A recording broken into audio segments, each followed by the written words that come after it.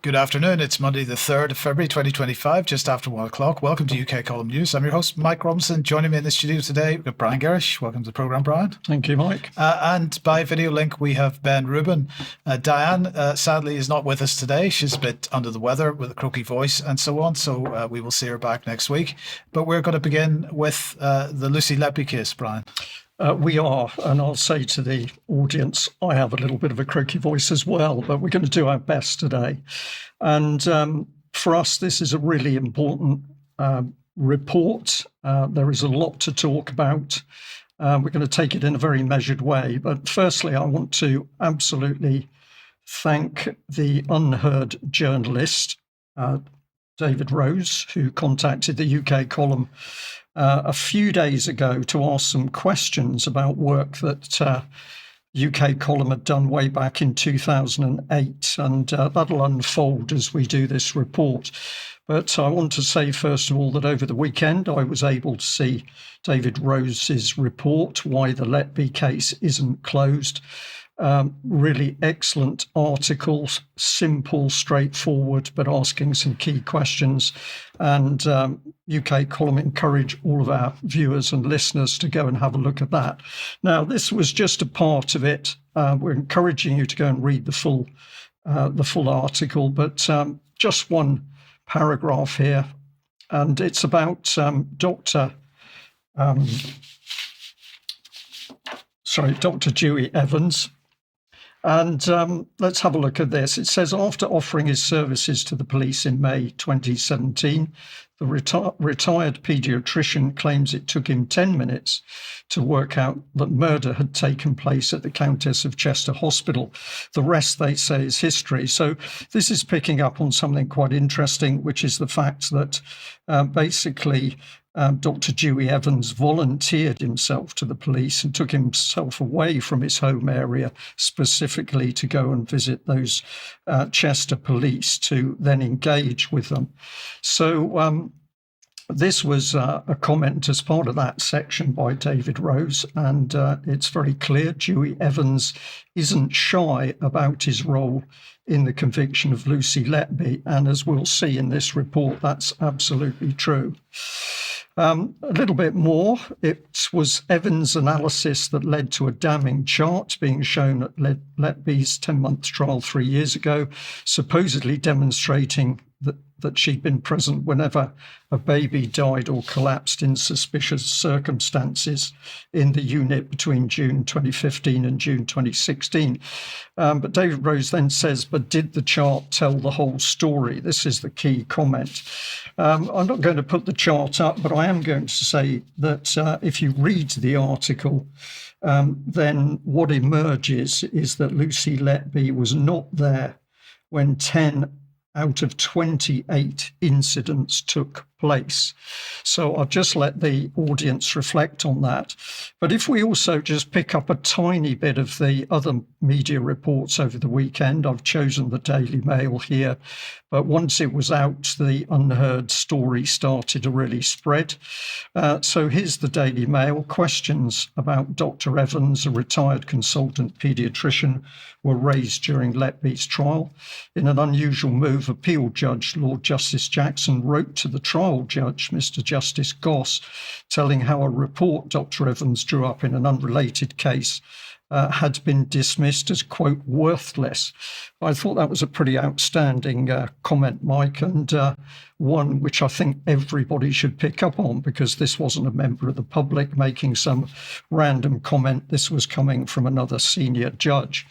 And the report being mentioned here also claimed that Evans had breached his duty as an expert by deciding the outcome he wanted and then working out an explanation to achieve it. And I'm going to say to the audience, please remember this, because when I read this sentence, it took my mind back to work we were doing in 2008. But before we get on to that, let's just have a little look at how the BBC dealt with Dr. Dewi Evans and what he had to say.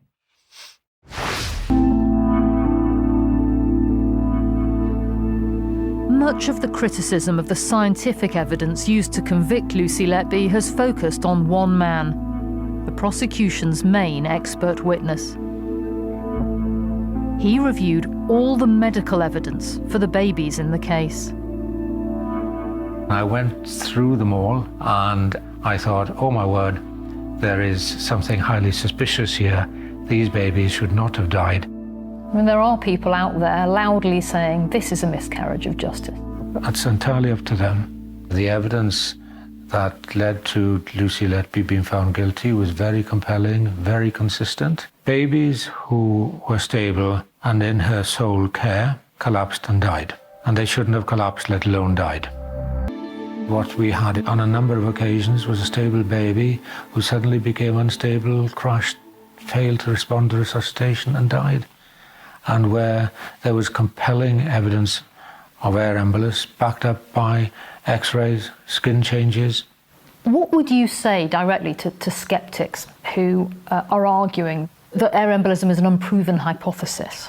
Well, I disagree with them. I disagree with them. Babies don't suddenly drop dead.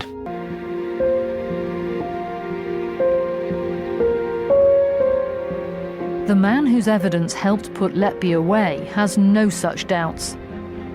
What is it about certain people that they are taking the side of a murderer?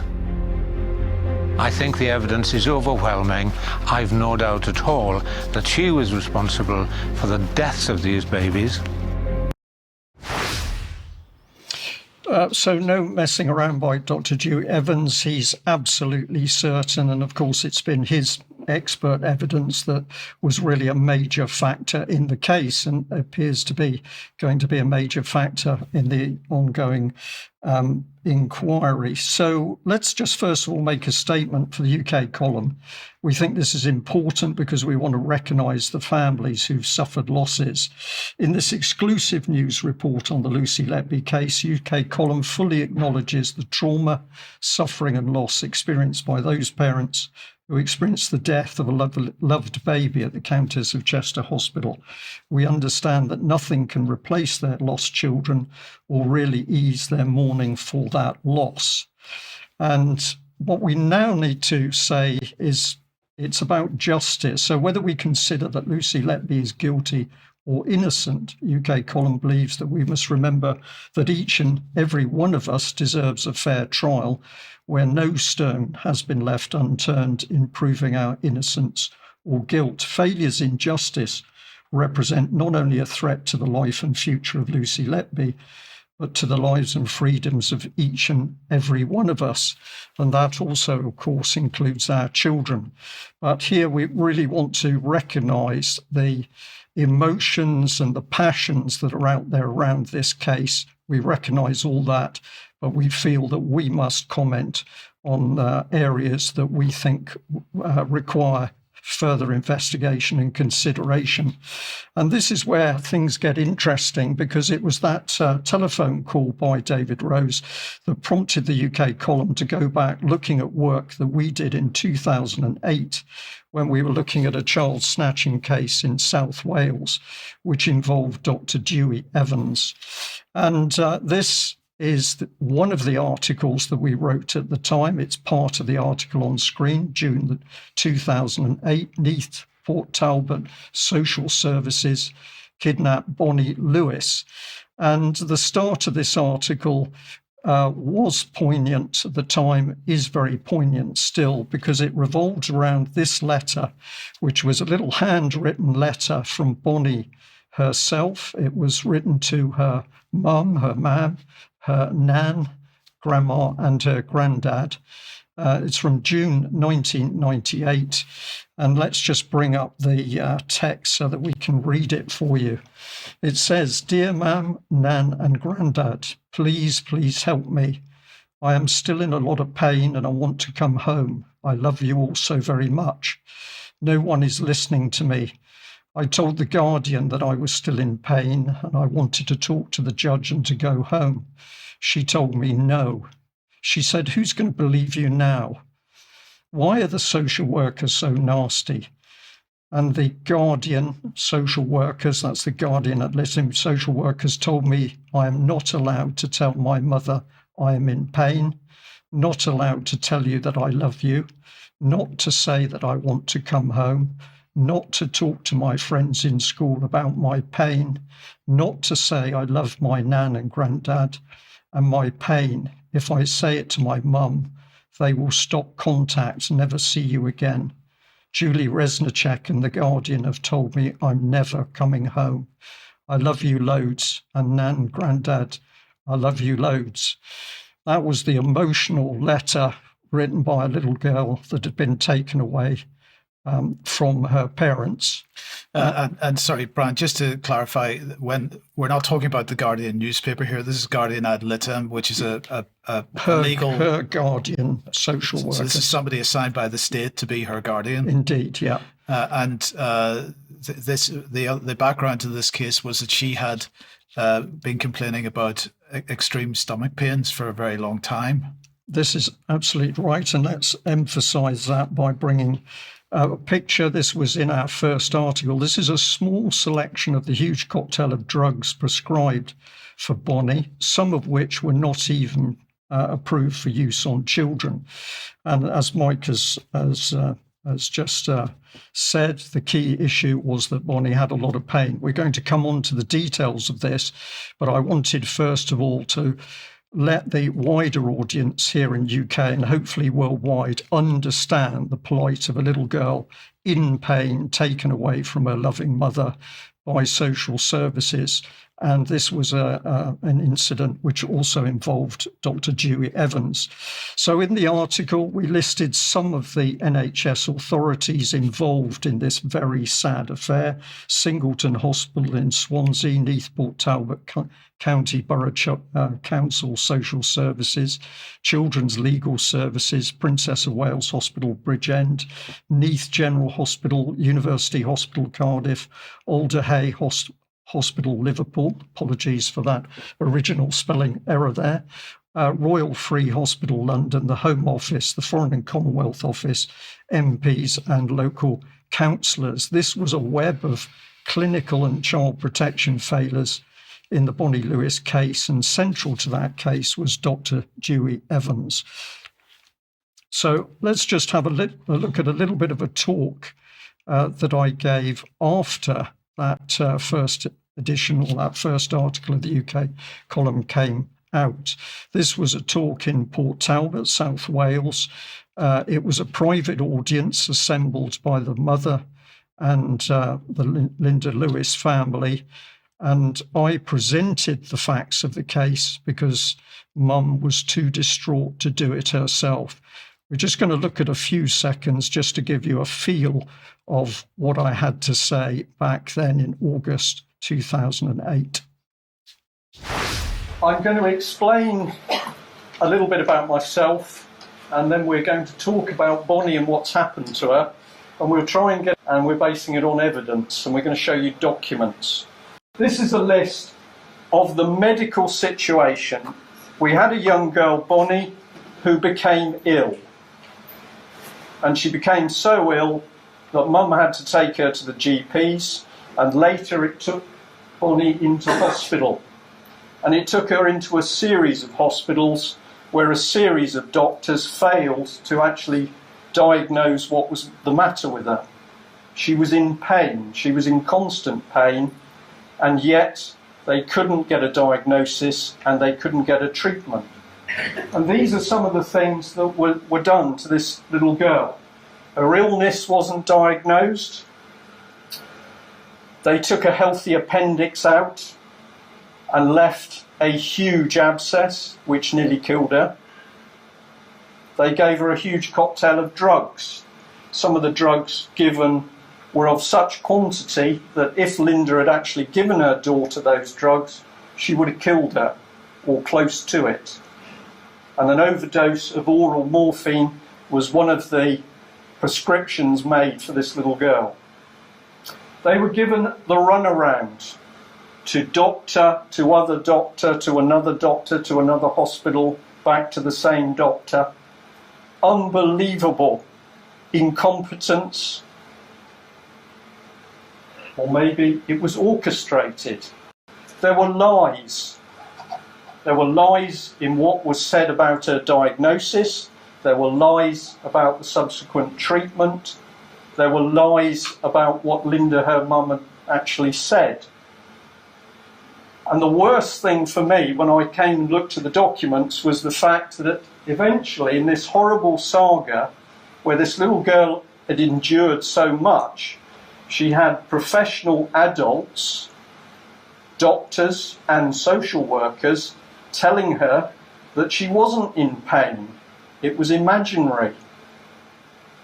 Now, we are very sure we know what was the matter with her, and we also know from the medical books that that condition gave rise to a huge amount of pain, a throbbing pain that goes from your chest all the way through to your back. But this girl was told it was in her mind. And these are very cruel people.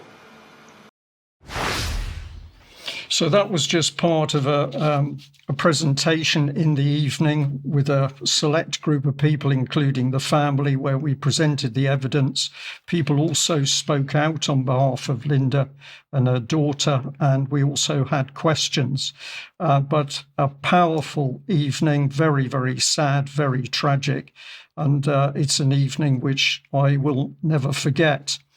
After that event, the UK column produced another article, and that article has never been seen before.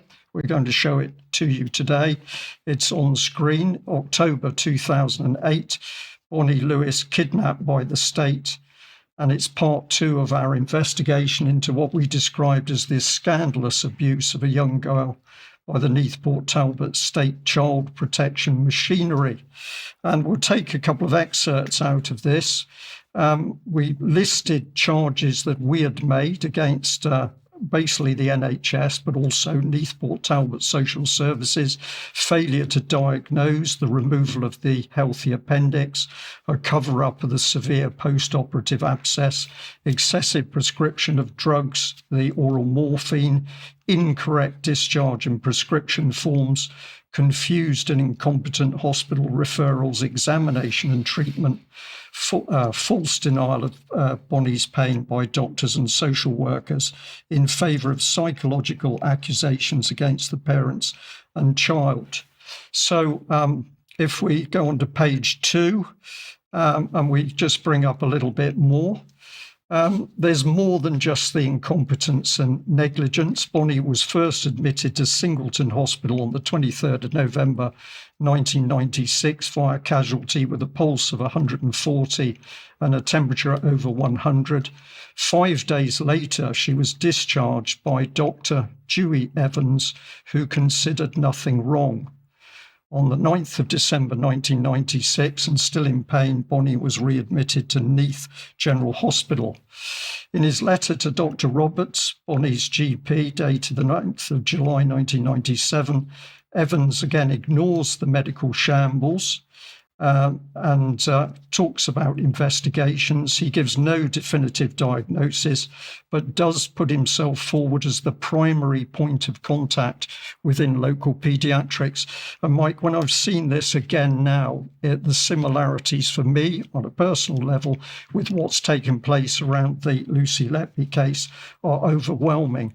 We say in this article later, this central role effectively allows him to steer the subsequent direction of Bonnie's case, labelling the mother with false psychiatric diagnosis and covering up medical misdiagnosis and incompetence. And we'll add a bit at the end of his letter. Dr. Evans stresses that he considered that the conference's decision should channel all medical referrals through the two of us. And that decision was absolutely correct. So he's happy here because he's forced an important panel looking at the case that all of the medical information is going to be channeled between two doctors, and he is one of those. And then he ends the letter by suggesting Bonnie now needs her own representative in the form of a guardian ad litem. So this is a very, very serious case, and the man at the heart of it was Dr. Dewi Evans. We also printed evidence in the form of letters, and we commented on some of these. So the third page was a tiny fraction of the evidence. If we just have a look about the flow of the story, here we're actually mentioning the business of Dr. Roberts and Dr. Dewey Evans from Singleton Hospital. Evans is saying that nothing was wrong with Bonnie, but the mother has problems.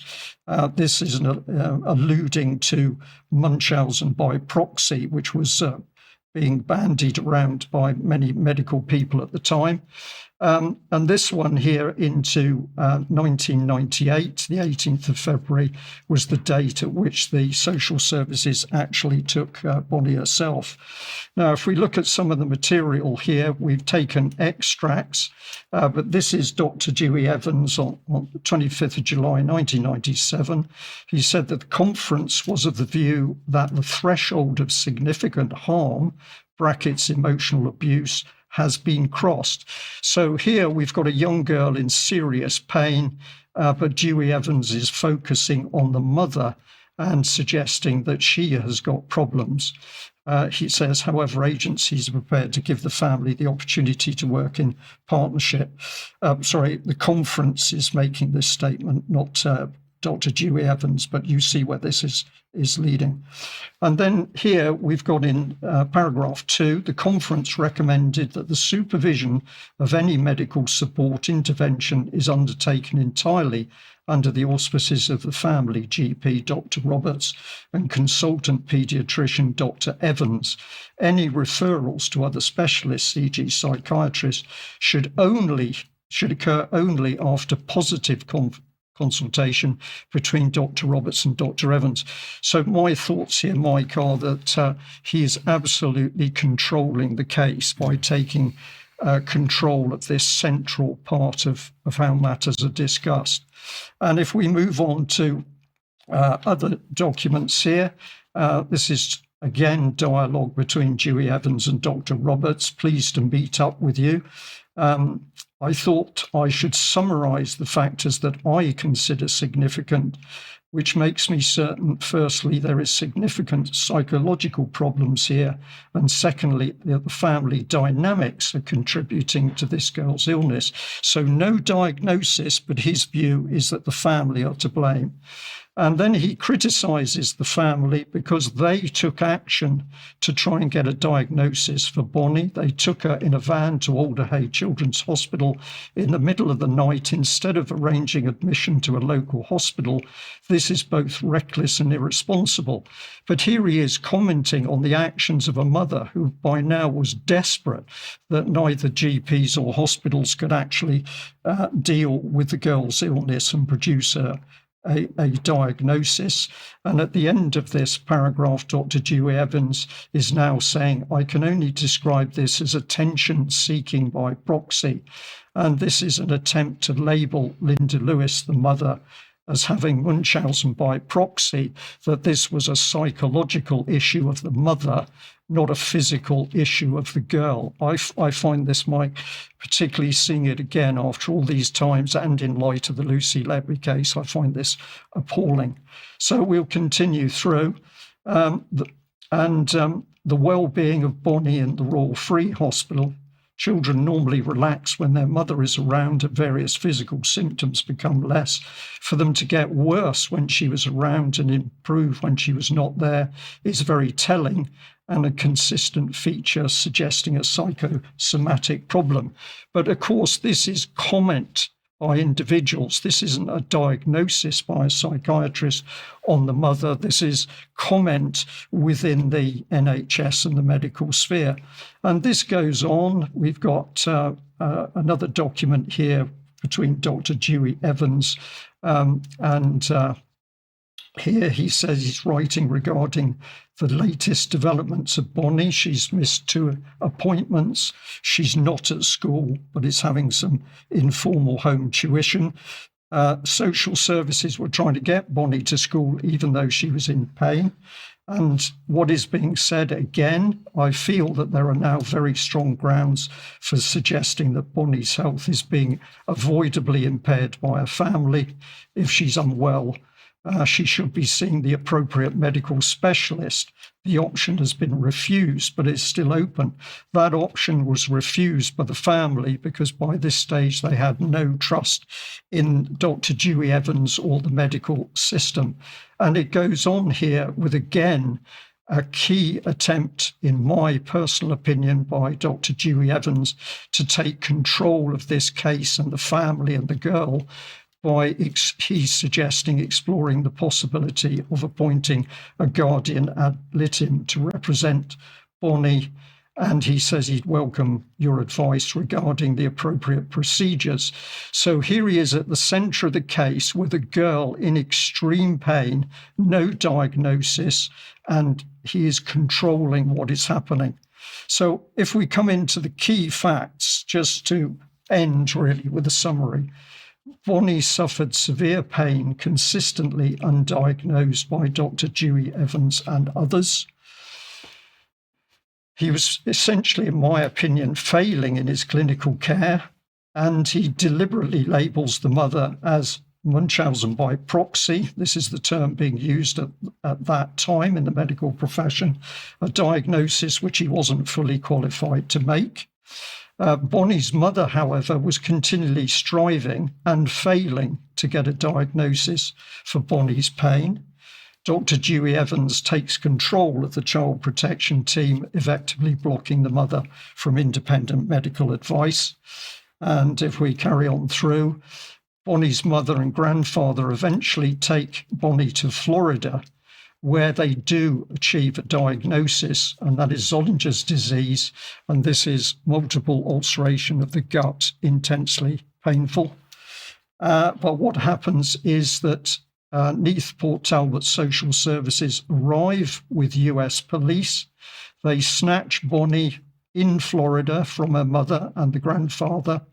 The mother has now become the risk, and that girl is then brought back to the UK. On a false passport, if I remember rightly. On a false passport, Mike, because the application carried out by the local authority was flawed and deceptive, so that even the Home Office issuing the passport was not fully aware what was going on. But this is something which is so cruel. Bonnie was taken from her mother, extremely distraught, still in pain. She was flown back to the UK, placed in a psychiatric facility, and told the pain was imaginary. And then Neath Port Talbot Social Services permanently removed Bonnie from her mother in family court proceedings. So what is the ultimate irony? Well, the mother achieves the diagnosis in America, but once the social services have that diagnosis for Zollinger's disease, they treat the girl using the diagnosis obtained by the mother, and the mother is then falsely branded as having psychiatric problems. Bonnie's taken away, and Linda Lewis never sees her daughter again. And Dr. Dewi Evans, central to all the key decisions of the team around Bonnie Lewis.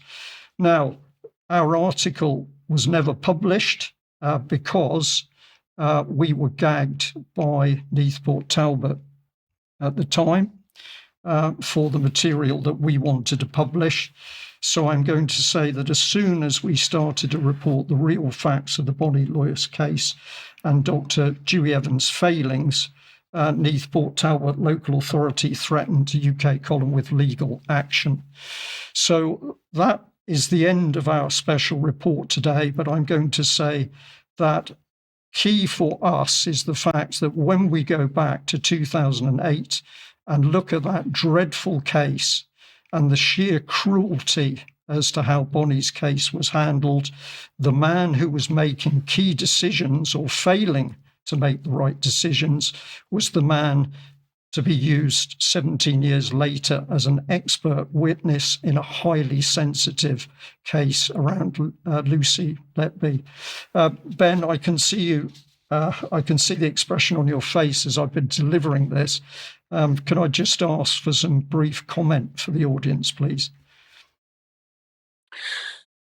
Yes, thank you, Brian. Hello, everybody. I just find this incredibly distressing, really, and it's so depressingly predictable in a way. The amount of times now that we hear of the people, the institutions who are supposed to be caring for us, safeguarding us, our children, our society, being the ones who are actually inflicting abuse, it just boggles the mind. It really does.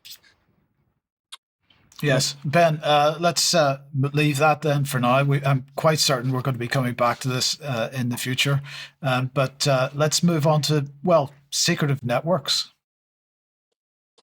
Absolutely, and in a way, we're not really moving on because it's the same issue ultimately. And we're going to talk a little bit about some of the issues that were raised in the interview that I carried out a couple of weeks ago with Raja Mir, MBE, and it was broadcast last Thursday on UK Column. If you have a chance to go and watch it, I'd highly recommend that you do. It's a really striking interview.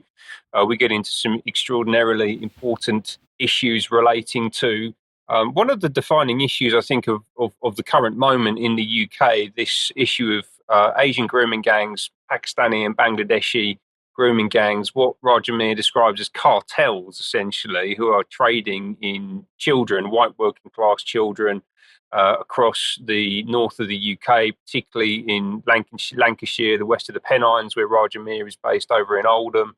And the fact that this is taking place under the full watchful eye and with full knowledge of senior politicians, the police, social services, all of the people who are supposed to be looking out for us ultimately. And this runs right the way up to the top level of the UK political system, as we're going to get into in a moment. And it also connects directly into two secretive networks, not so secretive in that we know about them. We know they exist, they issue public statements, but we don't know what actually goes on behind the scenes and how these networks are run and to what purpose ultimately. And they'll be well known to UK Column viewers. The first one I'm going to talk about is common purpose. And this is something that has been a focus of UK Column for many, many years. And I'm going to direct your attention and provide links to two articles.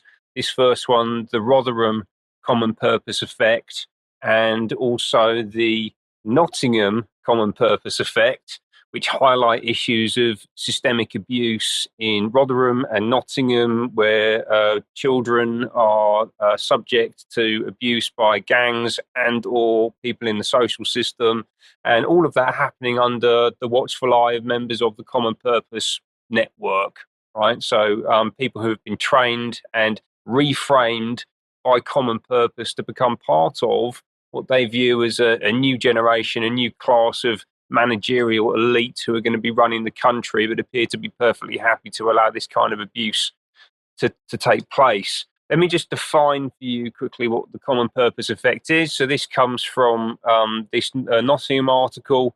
It says here, we've long stated that by blurring the boundaries between people, professions, public and private sectors, responsibility and accountability, common purpose encourages graduates to believe that as new selected leaders, they can work together outside of the established political and social structures to achieve a paradigm shift or change.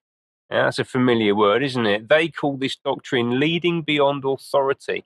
In doing so, the allegiance of the individual becomes reframed on common purpose colleagues and their network. I'm just wondering, Brian, if you might want to step in and give a little bit of insight into common purpose. This is an issue that you've personally been very focused on over the past 15 or 20 years now.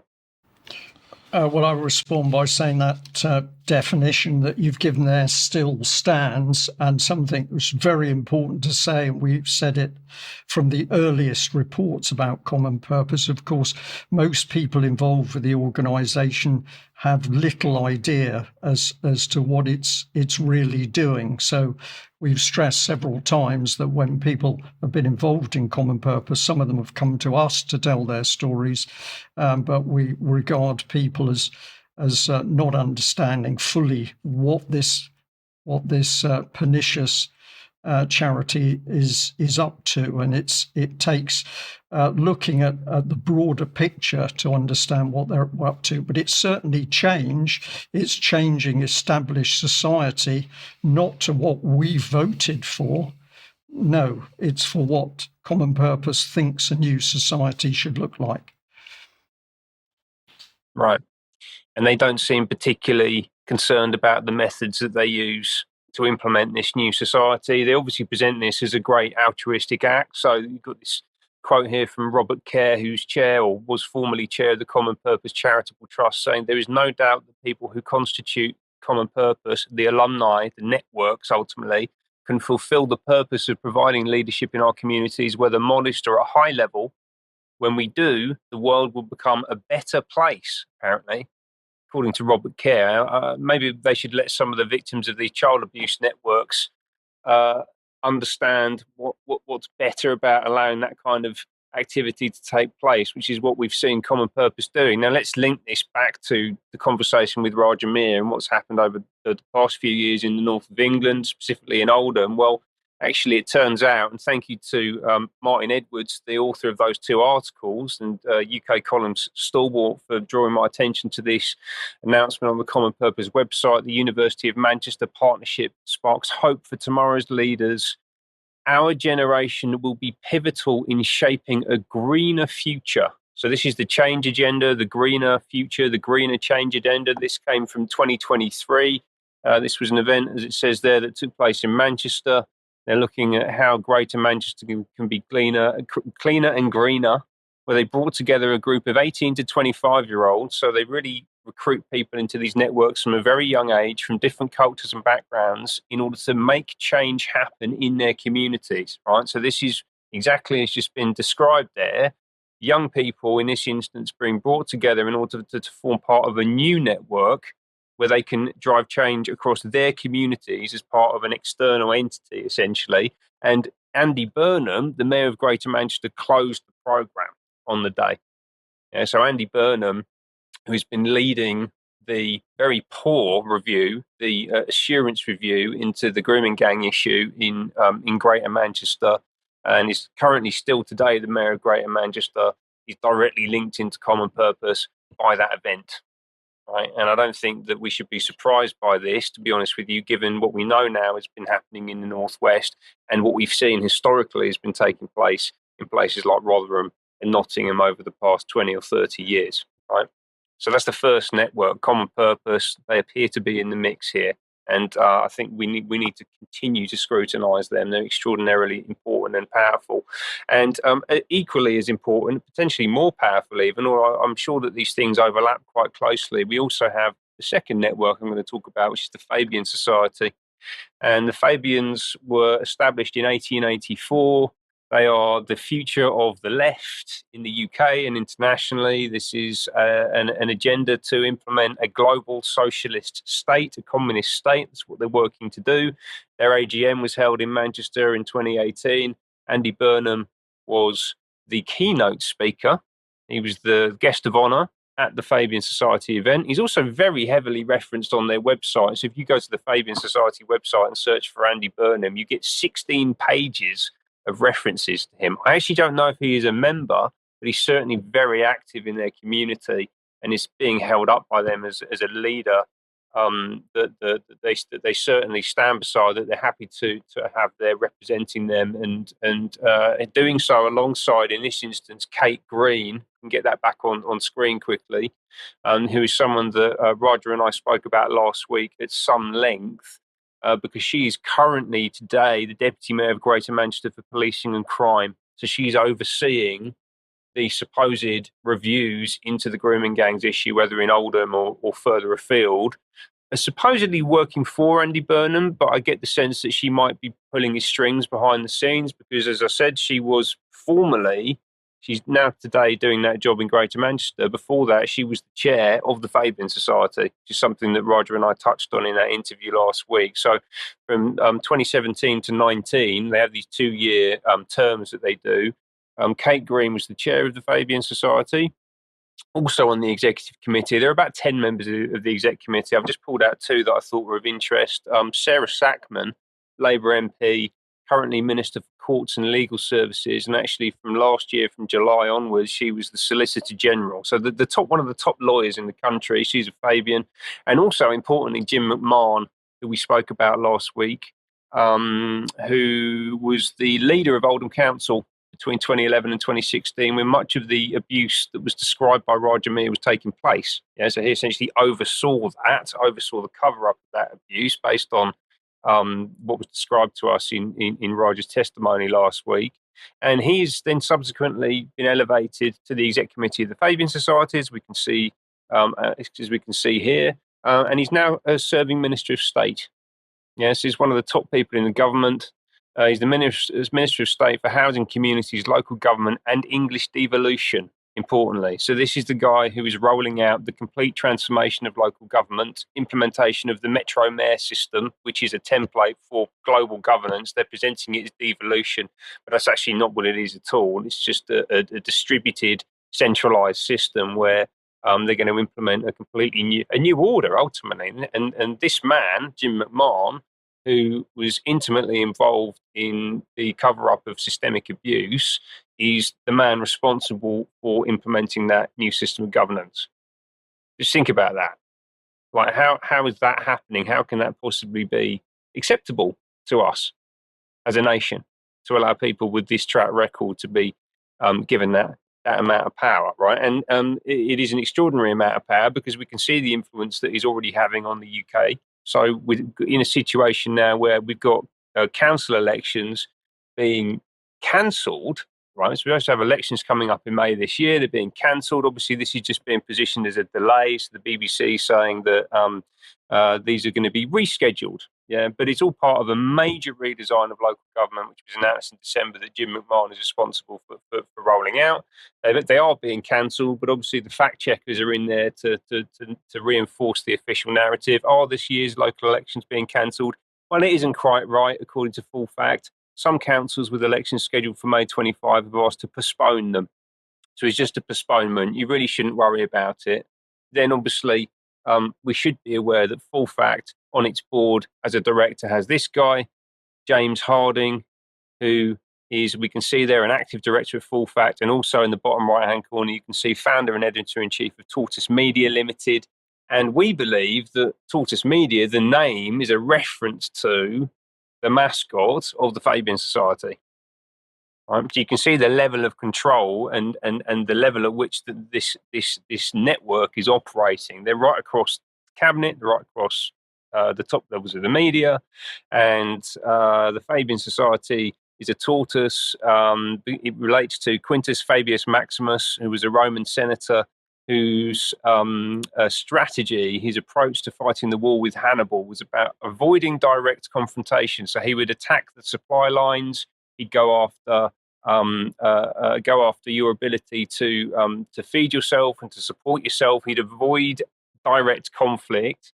And actually, I think that you can directly correlate that approach to a lot of what we're seeing happen in central government at the moment. If you look at what's happening in the energy system, the attacks on farmers, the importation of thousands of illegal immigrants on an annual basis, I think that absolutely fits into the sort of strategic approach that the Fabian Society are very happy to represent.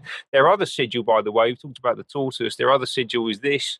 They are wolves in sheep's clothing. It's very telling that they are communicating to you who they are. And there are loads of them, 141 MPs all across the UK, extraordinarily well represented at the top level in the cabinet, with Angela Rayner, Rachel Reeves, Yvette Cooper, Wes Streeting, Ed Miliband over there, currently in the process of destroying the energy system. And of course, Starmer is a Fabian, as well as, let's not forget, this man, Arch Fabian Tony Blair, who is probably pulling the strings behind the scenes. Thank you, Ben. Thank you for that. Lots to think about there. We'll be discussing quite a bit of that in Extra as well. Now, if you like what the UK column does, you would like to support us, support.UK column is the place to go for that. There are options to help us out. You can make a donation or join as a member. You can pick something up at the UK column shop or from clive2carl.com. We get a small percentage of every purchase there. If you can't do any of that, please do share our material, share links on the various articles, blogs, and videos, and so on. Now, a bit of news for you, and the next UK column on location event is going to be on Saturday, April the 5th, 2025. It's going to be in Cheltenham, so it's going to be central England, and we would like to invite anybody that was at Bristol. Please come along again. If you didn't make it to Bristol, come along to this one as well. The tickets will be on sale very, very soon, but just keep this date in your diary. In the meantime, we'll be announcing speakers very shortly. Yeah, excellent. Now, what else have we got to report? Well, Scottish People's COVID-19 inquiry, sponsored by Common Knowledge Edinburgh to raise awareness. That's Saturday, the 22nd of February 2025, 9:30 to 4:30, Main Hall, Lauriston Hall in Edinburgh. So if you can get along to that, supporting these events is important. Public Child Protection Wales, the people standing up against the grooming of young children through the education system, have got their annual conference on the 22nd of February 2025. They've got a lot of really good speakers. And we're going to say that this team with Kimberly Isherwood and the other ladies have done such huge work. If you are in the vicinity and can get along for that, please do. And the venue's near Newport in South Wales, so communications there should be pretty good. Excuse me, what else have we got? Well, we've got an interview going out tomorrow at 1 o'clock. This is Sandy Adams and Debbie Evans talking to Vet Roger Meacock. They've already been talking about the inheritance tax for farmers, which is, of course, a worry, but in part two, they'll be having a look at where we're going in 2025 and are we heading towards a famine. So that's a pretty important subject. It is indeed. Okay, let's move on then to Keir Starmer and what he's been up to. So at the end of last week, Keir Starmer hosted Olaf Scholz, the outgoing German Chancellor, at Chequers. That's for anybody that's outside the UK, the Prime Minister's countryside retreat. We have just a little bit of video as they went skipping hand in hand through the grounds. Let's have a listen to this. Olaf, my friend, you're very, very welcome here at Chequers. I think we've made real progress. The Trinity House Agreement has been signed, and of course we've reached agreement on migration. So thank you for that leadership.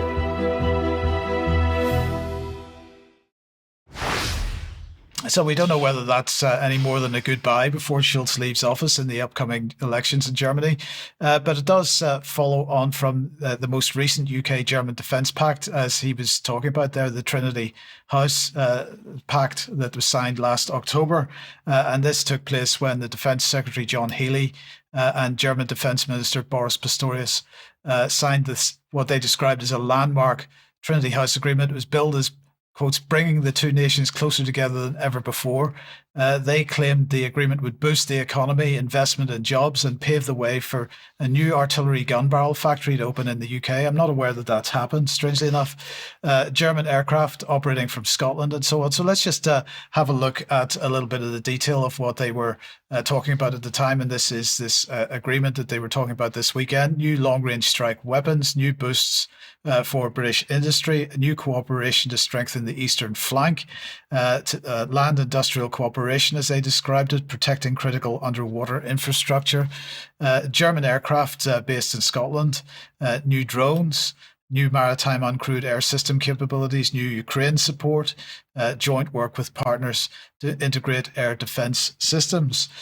So the core of the of EU defence then is Britain, France and Germany working together. So between Britain and France, we've got the 2010 Lancaster House Treaty. We have the 2018 Sandhurst Treaties. Between Britain and Germany, we've got the 2018 Joint Vision Statement and the 2024 Trinity House Agreement that we've just been talking about. And between France and Germany, we've got the 2019 Aachen Treaty.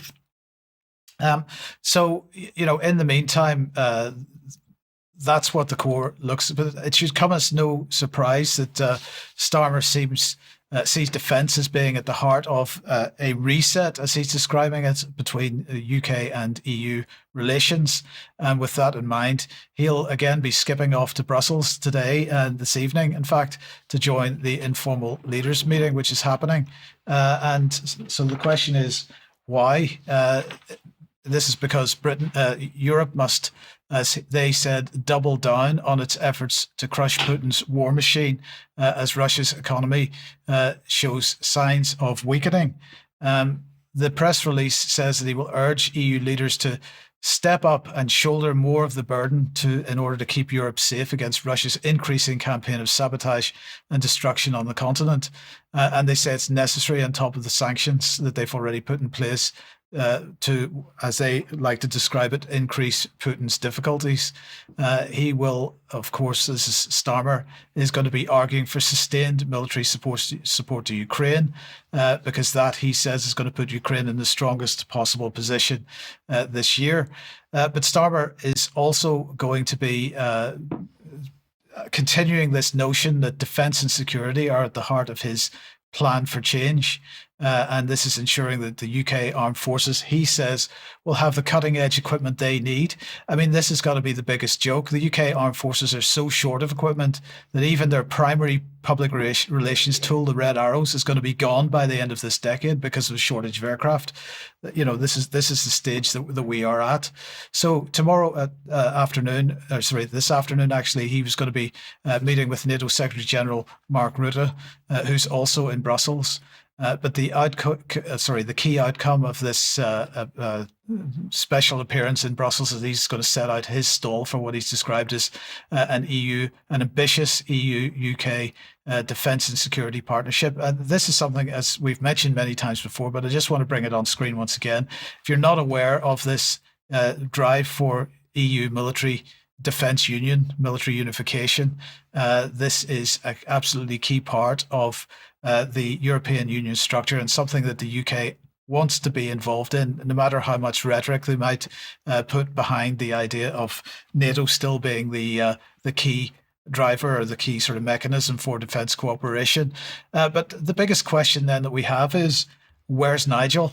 Because, okay, Nigel is talking about, as Ben was talking about, the fact that the local elections are being withdrawn and so on at the moment, and he is therefore going to be launching this massive election rally and so on for reform.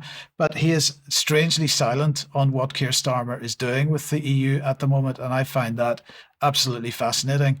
Ben, I don't know if you've got any thoughts on why he's silent, but this is not a topic, this idea of defence and security partnership with the EU, this is not a topic that he has ever really taken seriously.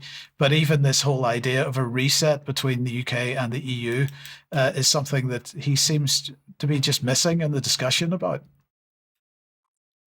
Yeah, fascinating, isn't it? Could Farage be being dishonest about his actual intentions here? I don't know. Like, it's difficult to tell. I think it is striking that he's completely missing on that front. And for my money, he looks like he works for himself basically, and probably his mates in the city. I think that's fair to say. Well, and then speaking about the city, let's just talk a little bit about the City of London. That was a nice segue, wasn't it? So yes, we're going to look at what's the city doing? What's the city up to? And are they dictating British economic policy at the moment? I think they might be. I'm going to introduce you to a few characters, and I'll let you make your own minds up about what I've just said.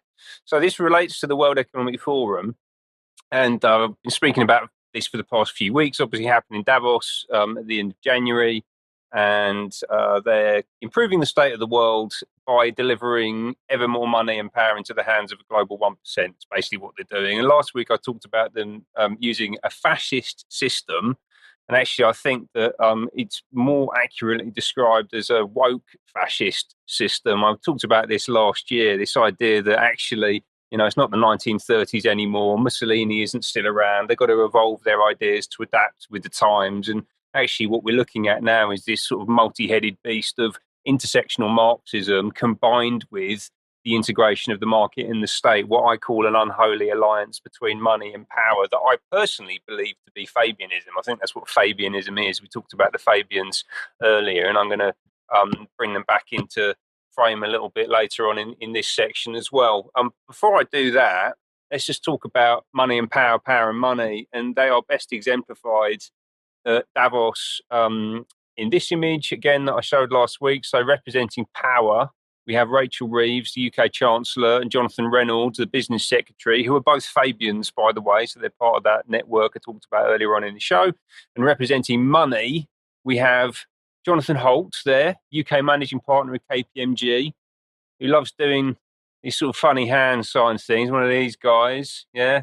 That's a bit weird, Jonathan. Why are you doing that? Anyway, and also representing money, because this was a jointly hosted event between KPMG and the City of London, right? So the City of London Corporation ran this with KPMG. Rachel Reeves, Jonathan Reynolds were both there. Money and power, the unholy alliance on stage there in front of you. And here we see Chris Hayward representing the City of London Corporation. He's the policy chief, very powerful guy, meeting global business and political leaders to champion the UK as a world-class destination for investment, but actually ultimately to champion the City of London as a world-class destination for investment. That's what he's there to do. They've got this whole program running in a minute about the global city. Right, and we could do a whole hour-long section on that. I haven't got time to dig into it right now, but go to the globalcity.uk and you'll see what the City of London are up to. You can see this here from Chris Hayward saying that they want to make the UK the best place in the world to raise private capital to fund the global transition in infrastructure markets and technology to support a net zero future. Right, so again, talked about this last week, net zero, climate change, that whole thing. This is a racket. This is a marketplace. This is designed to make huge amounts of money for private investors and people like Chris Hayward, frankly, at the City of London, right? And a lot of this, they also love to talk about impact investing. And this is basically gets spun as being socially responsible. But actually, I think that when you understand that these people think that the human population needs to be reduced by about 90 to 95%, that is really what you need to understand when they're talking about social and environmental benefits and impact. That's the kind of thing that they're talking about, right? And again, it's been driven by people like this. There's Chris Hayward talking to Tony Blair, and he was making big statements. This guy's very, very active, and we're just going to listen now to a quick video statement he made about the future of the UK economy at Davos last week. I'm back in Davos, Switzerland once again for the World Economic Forum, together with our Lord Mayor. We will be promoting the City of London as the global financial capital of the world. And together we will meet investors and potential investors from around the world who will realise that Britain is open for business.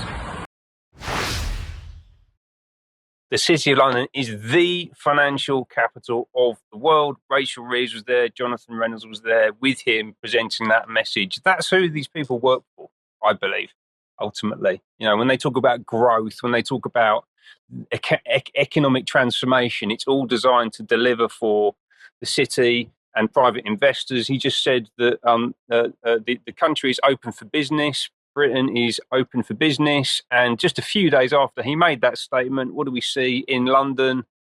We see Keir Starmer in the city repeating that message, with Rachel Reeves saying Britain is back and open for business. Let me just bring that up slightly bigger. There's the message. You can see it. Yeah, so City says this at Davos, Starmer says it in London. Right? There's a total parallel there between the two messages. And let's have a little look at his piggy little face. Look at him; he's loving it. These are his people. He loves this kind of setup, Starmer, and he loves going to big city events. Actually, you can see we'll put them in the room together. There's Chris Hayward and Starmer talking to each other, brothers in arms, money and power. There, the unholy alliance between the two at the Lord Mayor's banquet back in December last year. Hashtag growth unleashed. Yeah, again, growth equals bottom line growth for the City of London. That is who Starmer's working for. And none of this is new. It's been going on for thousands of years.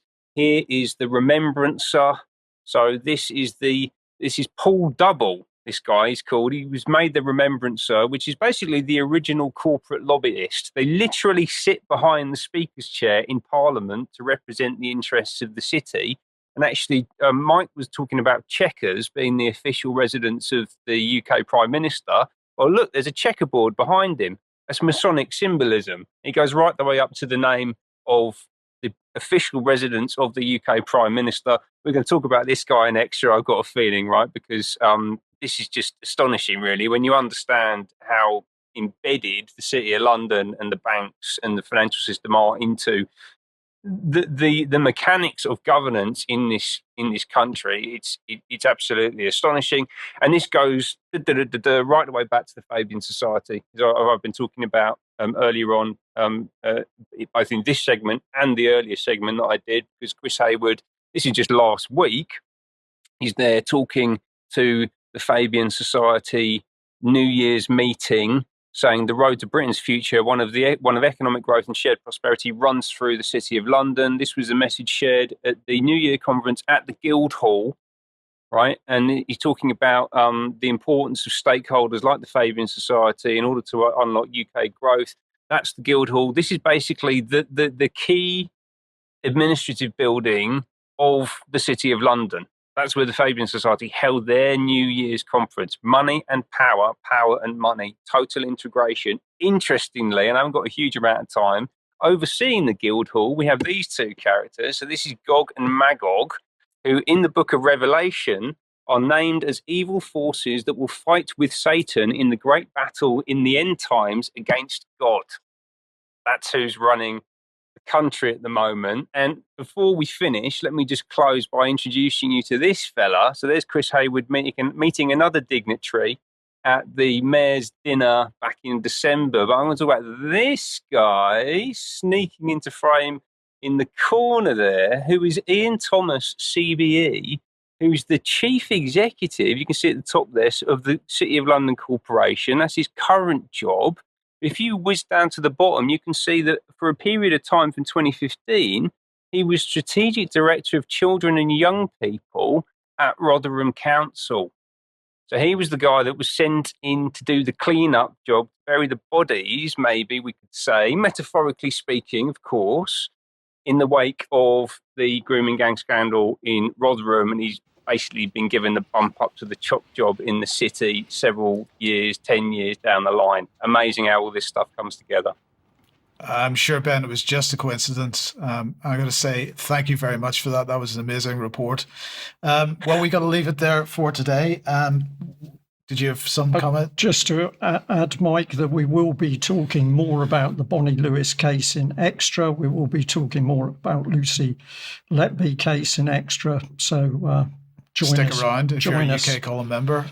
If you're not, consider joining, because that's what keeps us going, and we do need your continued support. Thank you very much to everybody that does support us in that way.